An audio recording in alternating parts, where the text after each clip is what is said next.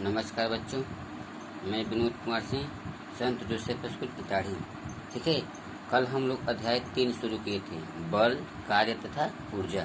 ठीक है, सबका हम परिभाषा ही बता दिए थे। ठीक है, आज हम थोड़ा कार्य के बारे में फिर से डिस्कशन कर लेते हैं। कार्य, ठीक है, कार्य क्या होता है?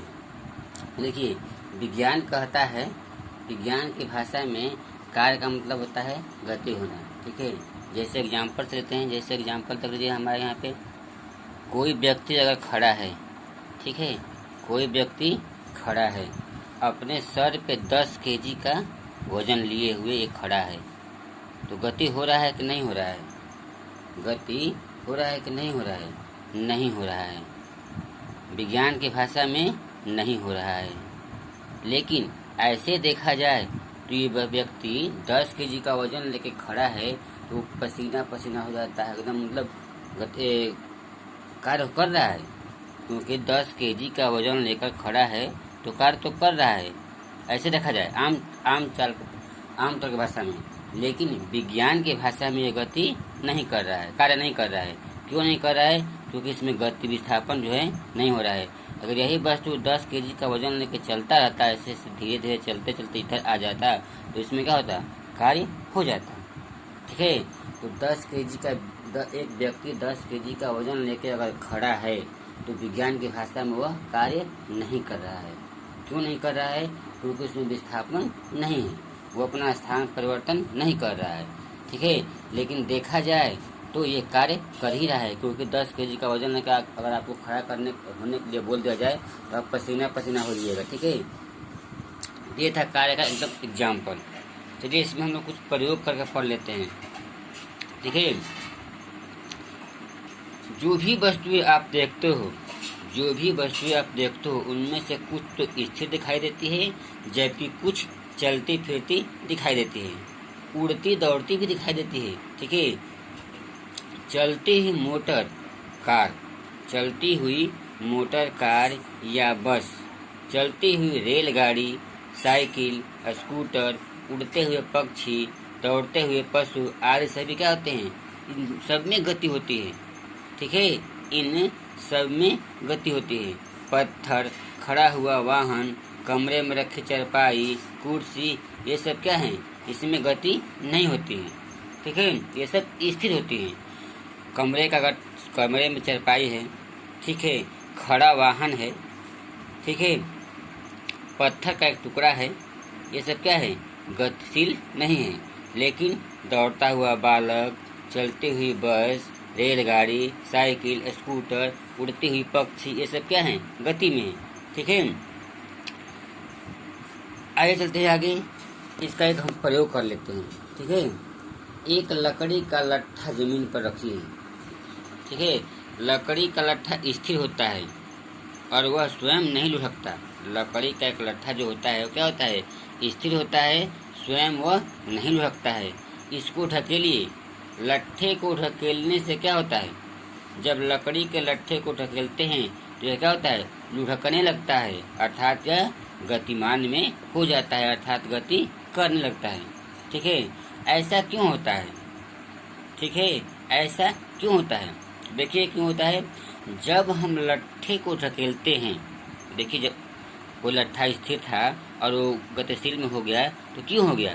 देखिए, जब हम लट्ठे को ढकेलते हैं तो उस पे हमारे द्वारा, जैसे लट्ठा है, इधर से हम धक्का देंगे, यानी बल देंगे, बल लगाते हैं तो क्या होता है? वो लट्ठा लुढ़कने लगता है। इस बल के कारण ही स्थिर लट्ठा गतिमान हो जाता है, यानी कि बल के कारण ही जो हमारा लट्ठा था वो क्या हुआ? गतिमान हो जाता है और वह लुढ़कने लगता है, यानी धीरे धीरे ऐसे ऐसे करके चलने लगता है। अतः इसका परिभाषा बन जाएगा कि स्थिर वस्तु पर बल लगाया जाता है तो वह अपने स्थान से हट जाता है, अर्थात उसके स्थान में परिवर्तन हो जाता है, गति करने लगता है। ठीक है, जब कोई वस्तु होता है, जैसे कोई स्थिर वस्तु है, ये स्थिर है, गति में नहीं है, इधर से हम बल लगाएंगे तो क्या हो जाएगा? उसका स्थान परिवर्तन हो जाएगा। ठीक है, ये है इसका उदाहरण। आगे चलते हैं, फिर कह रहा है दूसरा प्रयोग, बल की दिशा तथा गति की दिशा। जब किसी वस्तु पर हम बल लगाते हैं तो किस दिशा में लगाते हैं और वह किस दिशा में गति करता है, ये भी प्रश्न है। देखिए यहाँ कोई पिंड था, इधर से लगा दिए, ये दिशा क्या है, इसकी गति की दिशा क्या होगी, ये सब आपको हम समझा रहे हैं कैसे कैसे हो रहा है। देखिए उसको मिटा दे रहे हैं, ठीक है। देखिए कह रहा है कि गतिमान वस्तुओं पर गति की दिशा में और गति की विपरीत दिशा में, ठीक है, गति की विपरीत दिशा में बल लगाने से क्या होता है, ठीक है। देखिए इसका प्रयोग करके लिख दिया है, आपको हम बता देते हैं कि गतिमान वस्तु की गति और तेज बढ़ जाती है, ठीक है। गतिमान वस्तु की गति और तेज बढ़ जाती है और तेज हो जाती है। दूसरा इसका हो जाता है कि बल की दिशा बदलकर गतिमान वस्तु की दिशा में भी बदली जा सकती है। बल की दिशा बदलकर गतिमान वस्तु की गति की दिशा भी क्या हो सकती है, बदली जा सकती है, ठीक है। अगला है उसमें, जब गतिमान वस्तु की गति की विपरीत दिशा में बल लगाया जाए, ठीक है। जब कोई गतिमान वस्तु है, ठीक है, उसके मतलब इधर से गति कर रही है और इधर से बल लगाया जाए, ठीक है, यानी कि इधर से गति कर रही है और इधर से बल लगाया जाए उसके विपरीत, तो क्या होता है, देखिए क्या हो जाएगा। गतिमान वस्तु की जो गति है, इधर से गति कर रही है और इधर से हम बल लगाए उसके विपरीत, तो जो इसकी गति है वो कम हो जाएगी, ठीक है। क्या हो जाएगी, कम हो जाएगी। और फिर एक समय ऐसा आएगा कि वो धीरे धीरे करके रुक जाएगी। वही गतिमान वस्तु विपरीत दिशा से अगर बल लगाएंगे तो उसकी गति कम हो जाएगी। दूसरा उसका कंडीशन हो जाएगा, वो धीरे धीरे एक समय ऐसा आएगा वो रुक जाएगा, ठीक है। बल, तो इससे स्पष्ट होता है कि बल वह बाहरी धक्का या खिंचाव है, बल वह बाहरी धक्का या खिंचाव है जो किसी वस्तु को गतिमान कर सकता है या गतिमान वस्तु को स्थिर कर सकता है, ठीक है।